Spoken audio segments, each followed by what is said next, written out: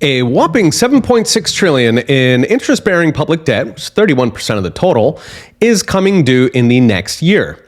Who will buy it? And when they buy it, what will it cost us? A new report from Apollo Asset Management tallies up the maturities on our impressive federal debt and concludes that $7.5 trillion will come due in the next 12 months, meaning it will either have to be paid back, which is a joke, or it will have to be replaced with brand new debt. Note that is on top of the existing deficit on everything else. So this means we could be looking at nearly $10 trillion being sucked out of the productive economy and into Washington's Eye of Sauron, where your life savings go to die. For perspective, the entire U.S. banking system has slightly over $20 trillion, and the federal government is about to be in the market for 10.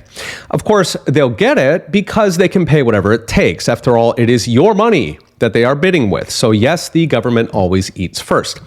The problem is this drains enormous sums from the productive economy.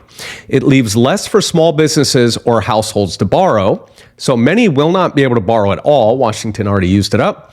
And those who do get loans will have to pay higher interest, which comes on top of the Fed's panic hikes they swear will continue until the economy is sufficiently crushed to sugarcoat the trillions they have already printed. The fun does not stop there because almost all of that $7.5 trillion is old debt, meaning it was cheap from the near zero interest rates we've had for most of the past 15 years.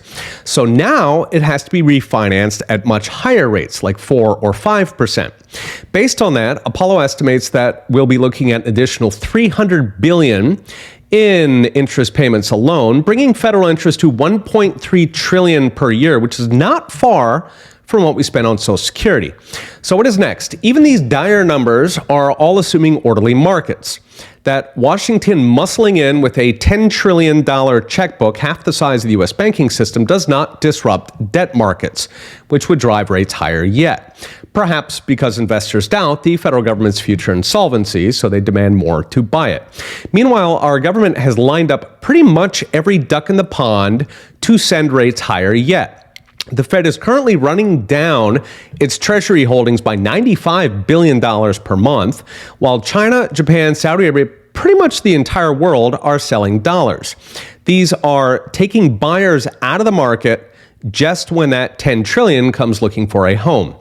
Now, since 2008, especially since the pandemic, Washington has gone on a spending orgy, building up eye-watering levels of debt at record speed. In a zero interest rate world, they treated like free money, as did voters. Now, inflation, de-dollarization, and worldwide recession are combining to make it very much not free, potentially turning that federal debt into a catastrophic albatross, crushing our dwindling productive economy.